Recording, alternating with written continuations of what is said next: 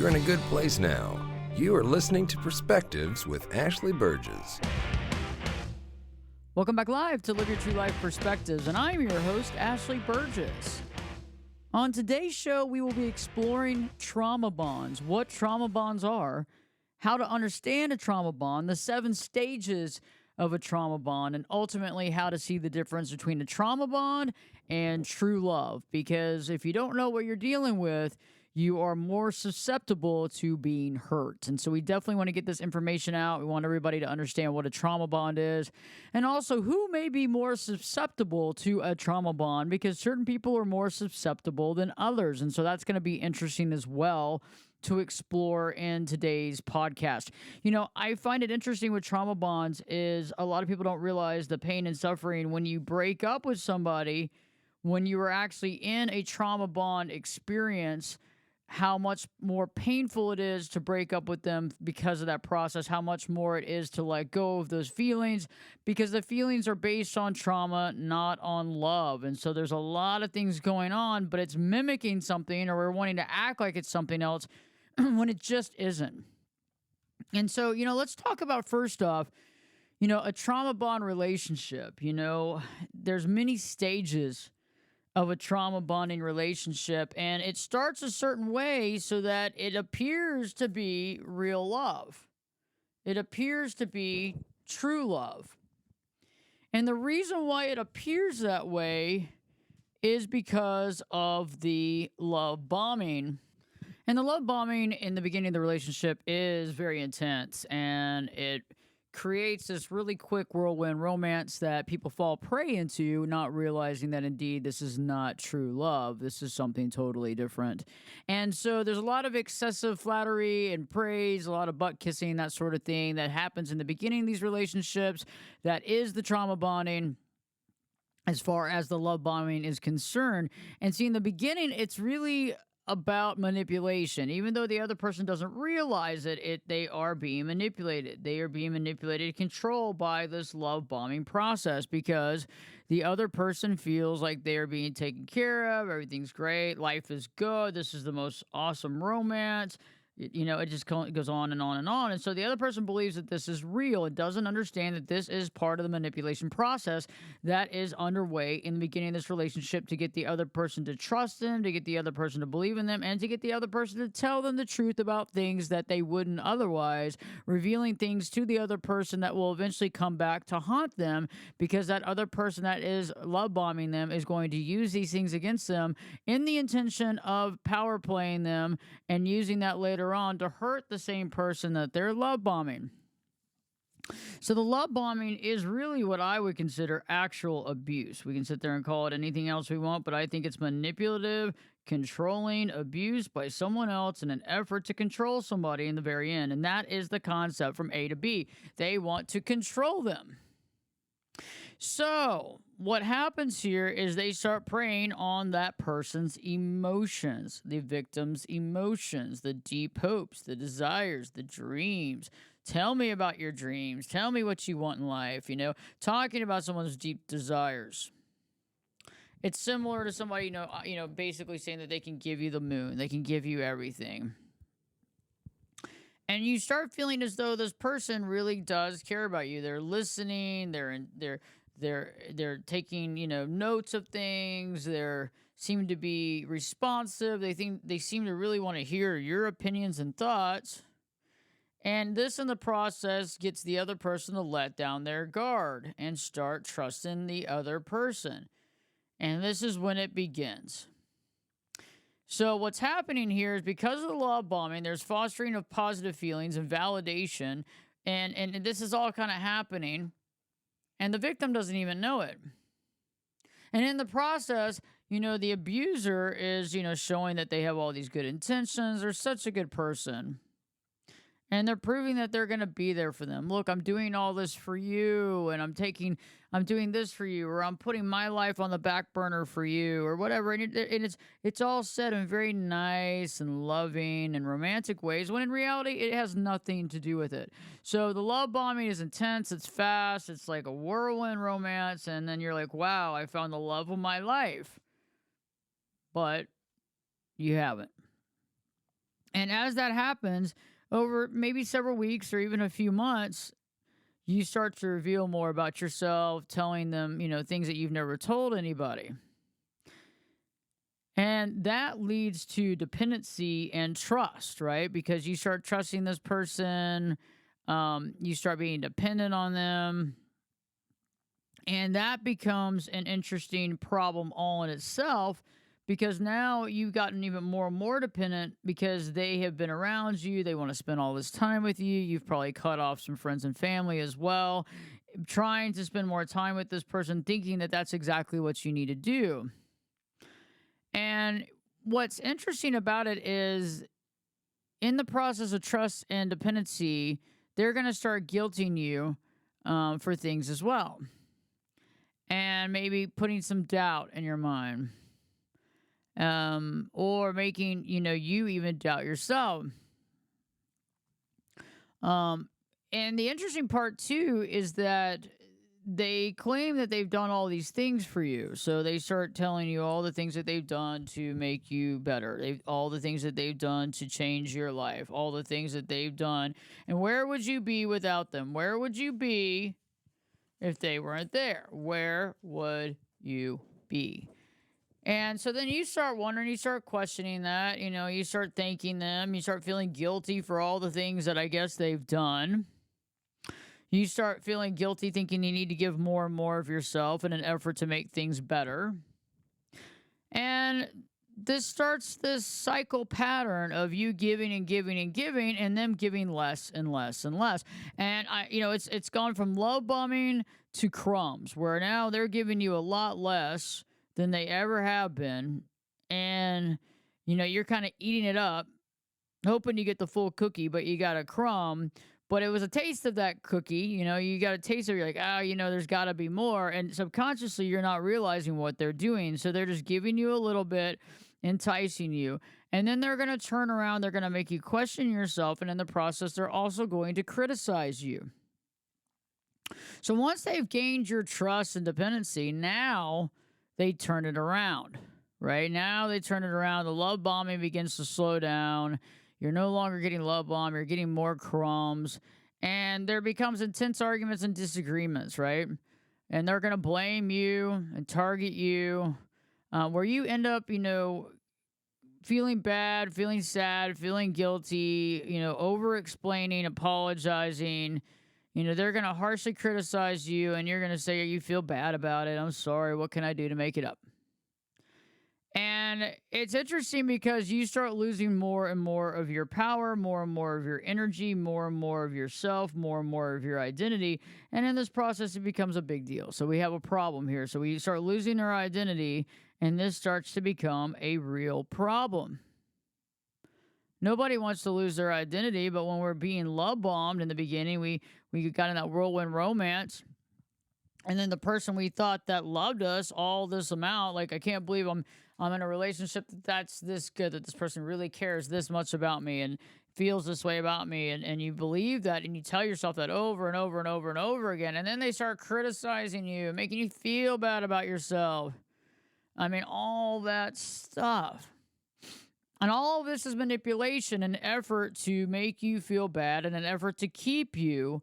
And because a lot of this is all based on narcissism and other things as well. So the narcissist knows that they're not better than you. They know that eventually you're going to find them out, that eventually you're going to come to your senses and figure this out. But over the meantime, they're hoping to basically break you down so that you feel like you need them, that you have to have them. And without them, you're nobody. The next stages of criticism, which I think the criticism part in and of itself is obviously manipulation, but also there's gaslighting as well. And these are two forms of psychological abuse, right, that we see in narcissistic relationships, as well as the trauma bonds that fester from these narcissistic relationships. And that is interesting dynamic because, the gaslighting is behavior used by many narcissists, sociopaths, and psychopaths, antisocial behavior, everything, under that umbrella. It's used quite a bit because it's quite effective, because it makes the other person question their reality. It makes the other person believe that maybe there is something wrong with them and they do need help and they are the bad person and they do need to repent and they do need to feel guilty and they do need to feel upset and they are bad people. And that's what they're trying to get to. And this is another problem in of itself.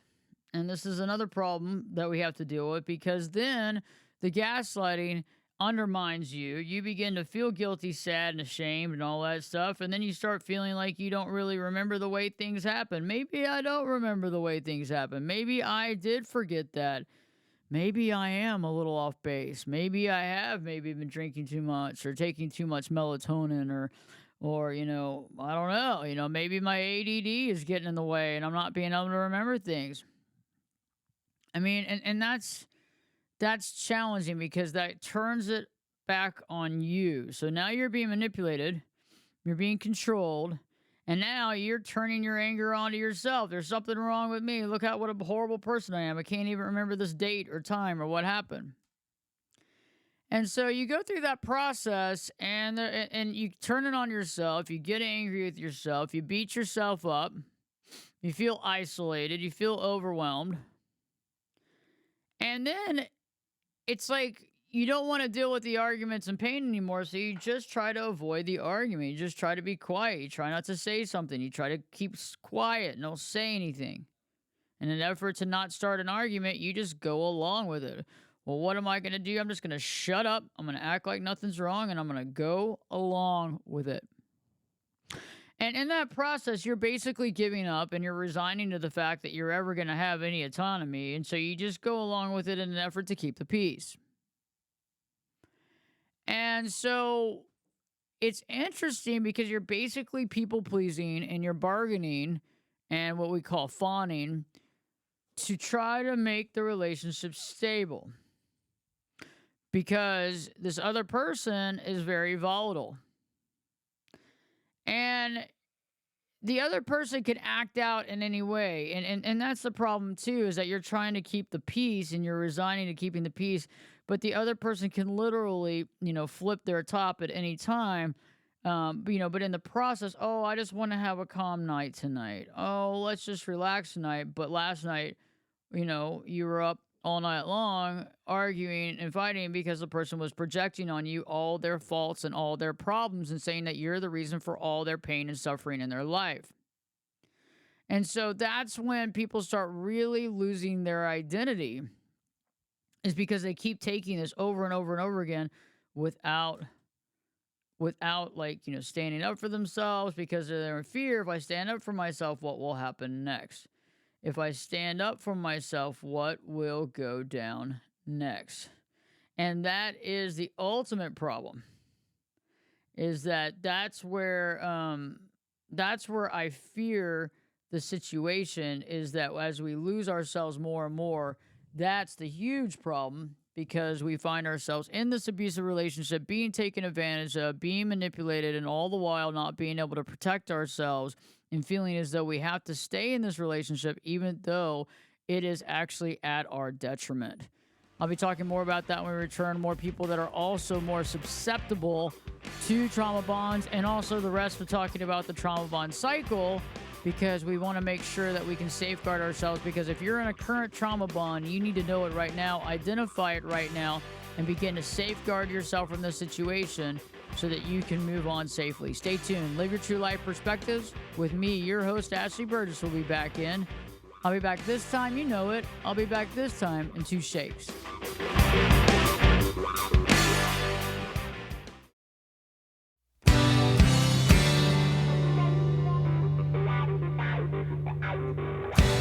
Turn it up and jump in the deep end on Perspectives. Now, here's Ashley.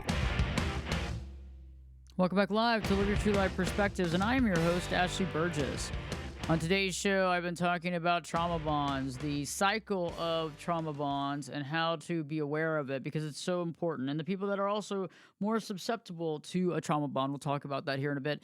But a lot of times we confuse, right, love and trauma bonds, and that's what makes it so hard to get over one of these relationships, because we actually think that it was love, when in fact it was a trauma bond that got us into the situation. It wasn't real love. There was love bombing involved, and we believed that we were having true love, which we were not dealing with at all. And so one of the other cycles, as we were talking about earlier, is we were talking about the giving up, right? About giving up and feeling as though, okay, this is all I can do. It's all I can do for myself.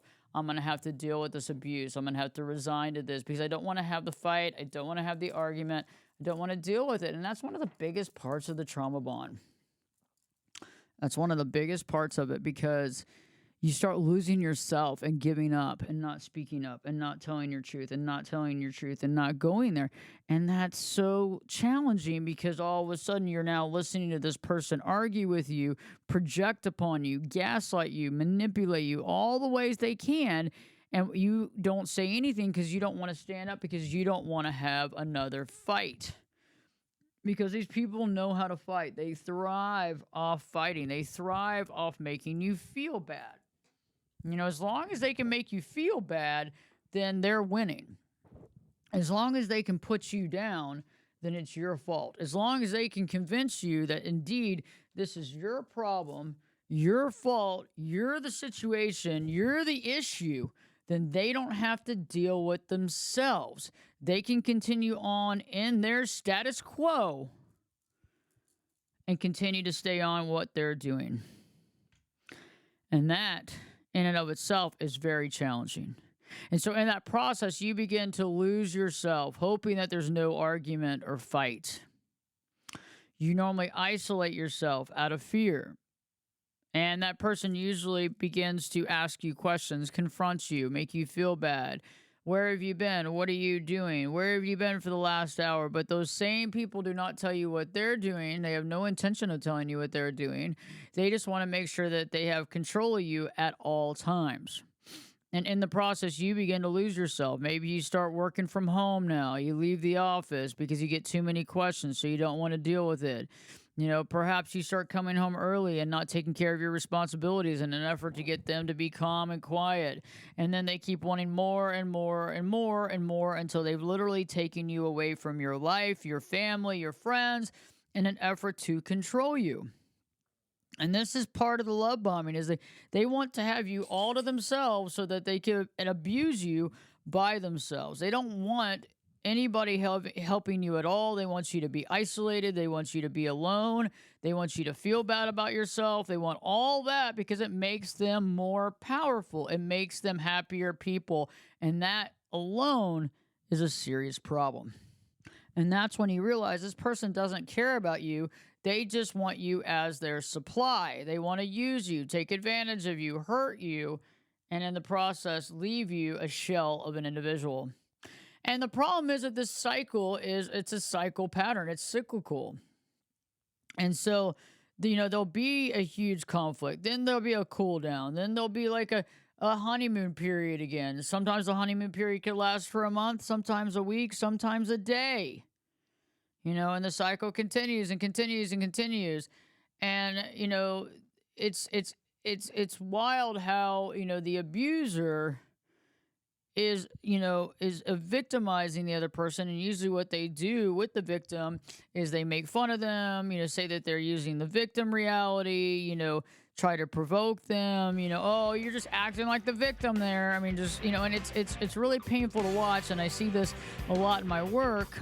And the sad part is that, the person that's actually being victimized doesn't really realize it to a certain degree, but they are a victim of the situation. They are being abused, and we need to see the truth. So we'll be talking more about this when I return.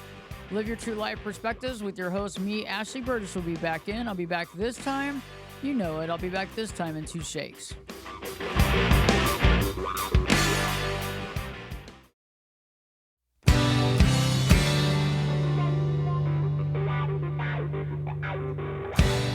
This is Jake Busey, and you're listening to Perspectives with Ashley Burgess. Welcome back live to Live Your True Life Perspectives, and I'm your host, Ashley Burgess. On today's show, we're talking about trauma bonds. What are trauma bonds? What's the cycle of a trauma bond? What does it all mean? And how to know the difference between love and a trauma bond. The problem is many of us don't know the difference, and so we're in a relationship with somebody that's creating a trauma. We've had it created a trauma bond, and we actually interpret it as something much different, which becomes a serious problem. And this is all very interesting because it happens more often than you know. People develop trauma bonds with other people based on this love bombing and this manipulation that seems to be loving, seems to be appropriate, and it's just not.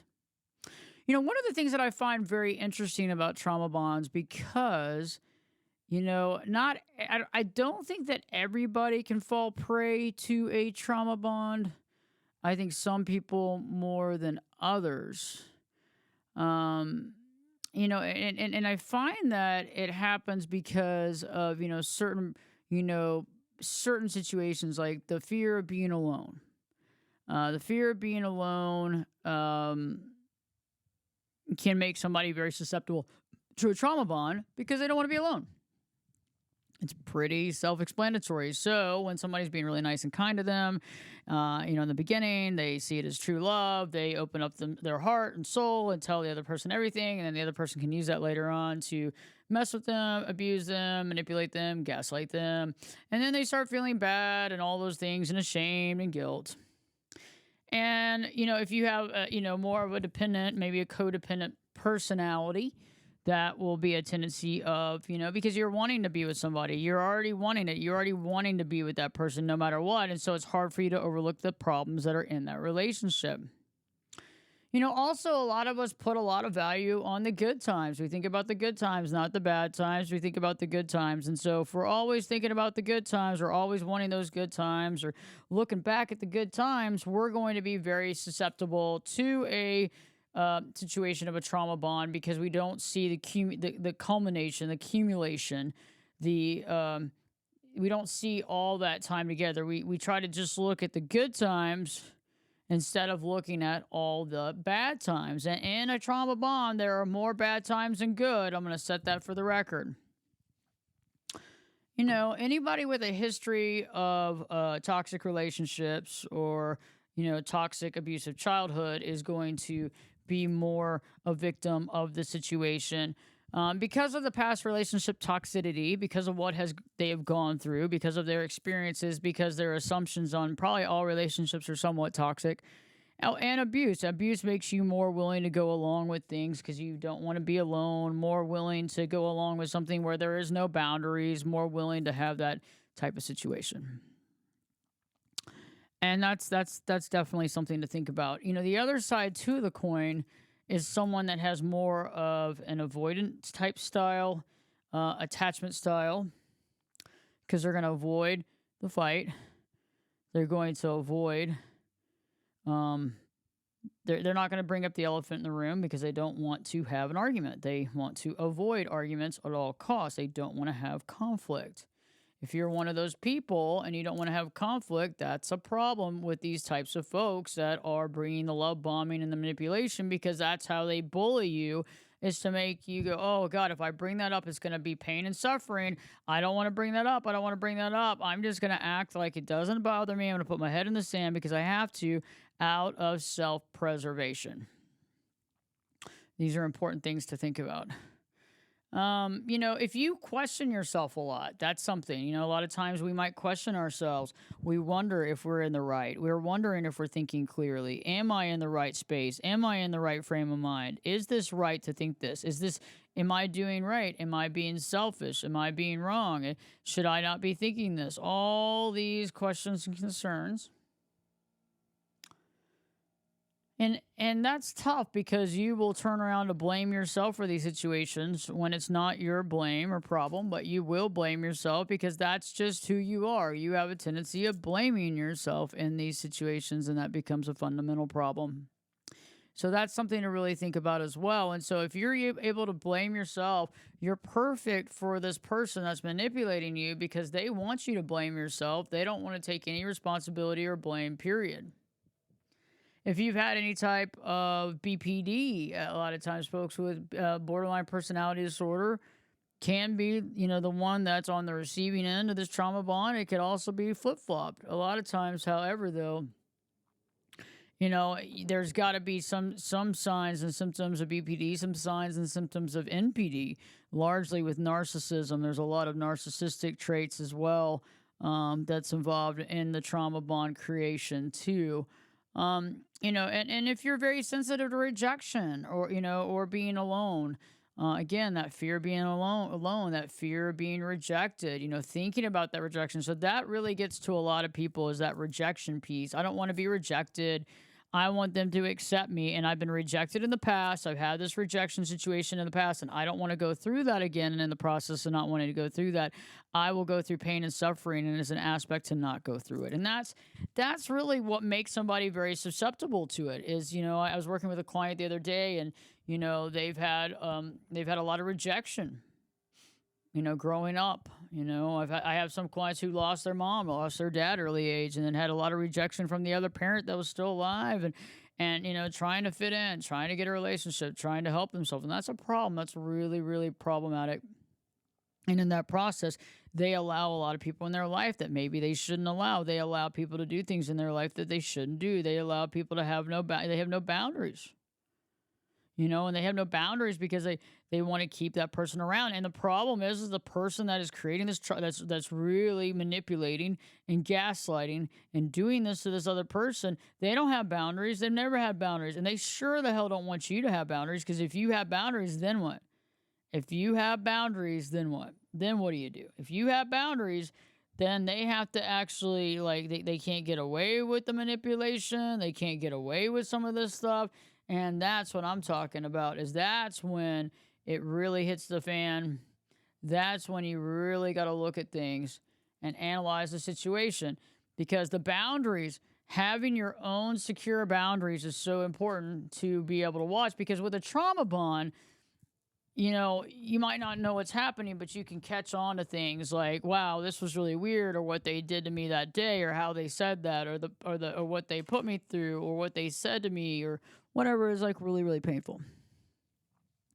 And if you're not really thinking about it and you're not being aware of it, you kind of let it happen. But if you have no boundaries, you keep losing more and more of yourself. So if you have no boundaries, we keep losing more and more of our identity. We keep losing more and more of ourself the more we do. And so it's like the boundaries is the way that we prevent that from happening. We prevent the situation from taking place. We prevent all of that from going on. And that's really key, is preventing that.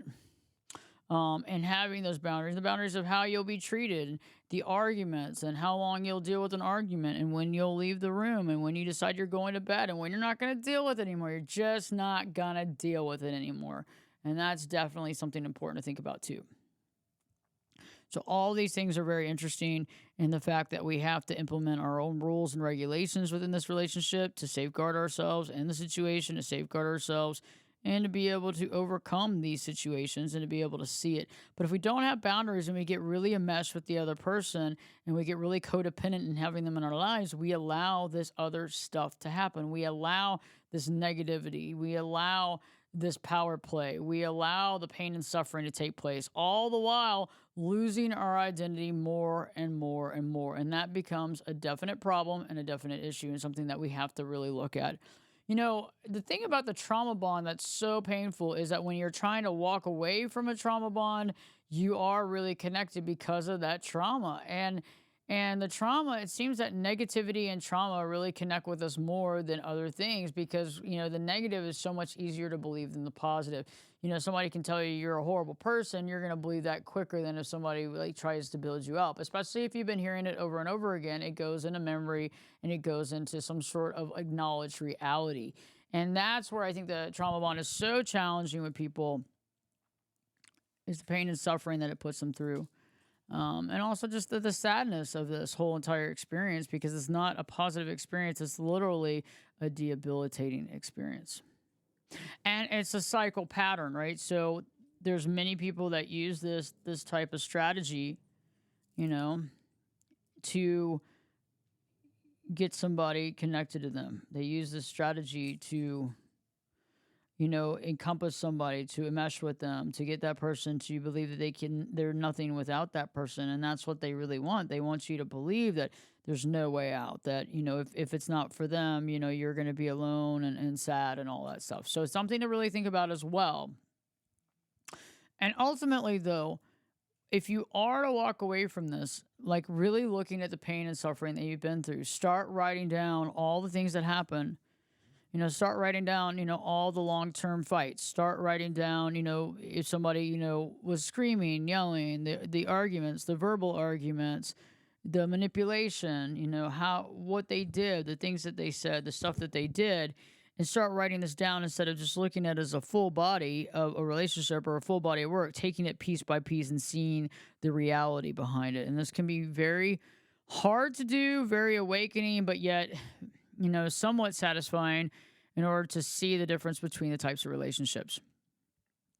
Also too, I find that, when you look at the nature of the situation, um, many people who are in a trauma bond based relationships, um, it's almost like when they feel like they want to leave, um, they may feel like physically and emotionally distressed. So when they feel like they want to leave, when they want to get out of it, even though they know they need to, they might get anxiety and fear. Even when they say that they want to leave, um, they still don't do it.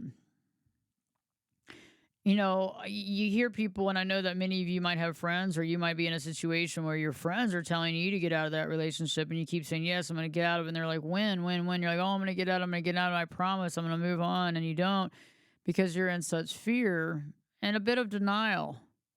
Because I know that many of my clients, when they first start with me, they go, but they were good times, but man, the good times were so good. They had such a great sense of humor, such a great personality. And that's one of the big things, is being able to realize when you're fixating on all the good times.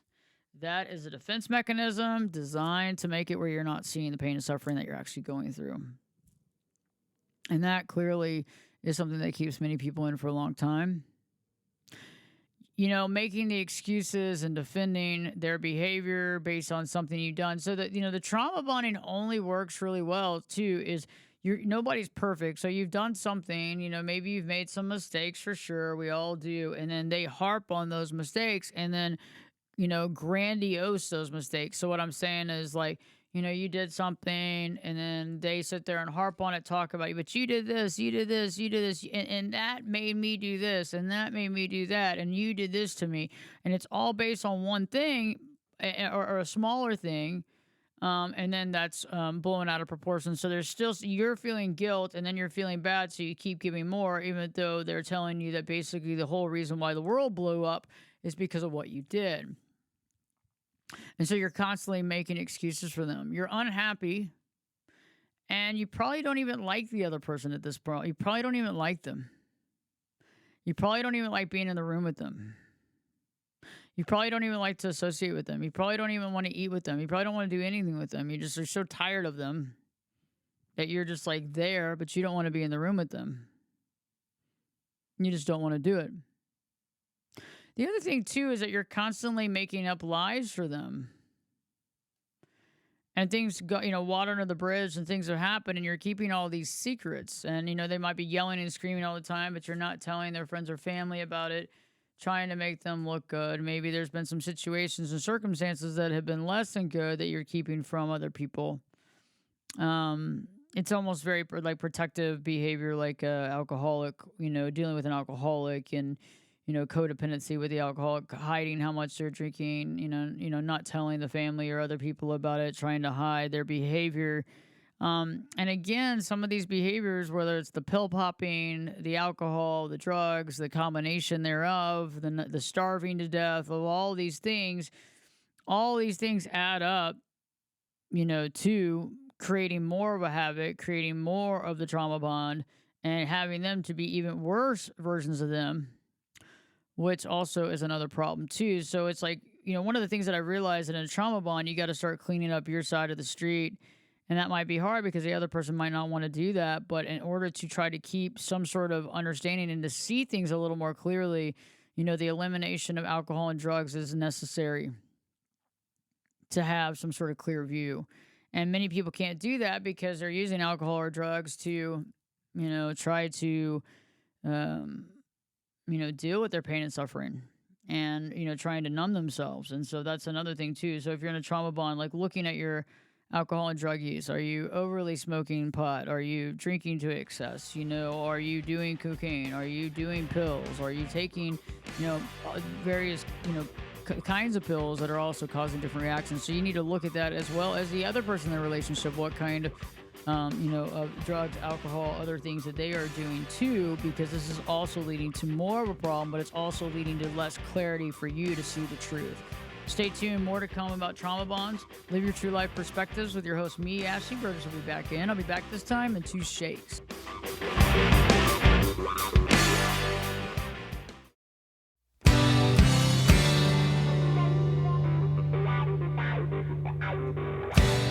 Get in here. You're listening to Perspectives with Ashley Burgess. Welcome back live to Live Your True Life Perspectives, and I'm your host, Ashley Burgess. On today's show, I've been talking about trauma bonds, what they are, how to see the cycle, what the cycle is, who are more prone to fall trap into trauma bonds. And now let's talk about how do we break this trauma bond, because this is a very challenging situation to be in, emotionally, mentally, physically, all the above. And so one of the things that I ask clients to do, especially when they're in the middle of this and they don't really recognize it, is to keep a journal on a daily basis of what's really happening. Keep a journal on a daily basis of what's happening, because you might not even realize what's going on. In the process of not realizing, you have no idea the level of abuse that you're in. Keep a journal about the outcomes of things. Keep a journal on what happened the day before, how you feel, how are you feeling, what's going on with you, what are your thoughts.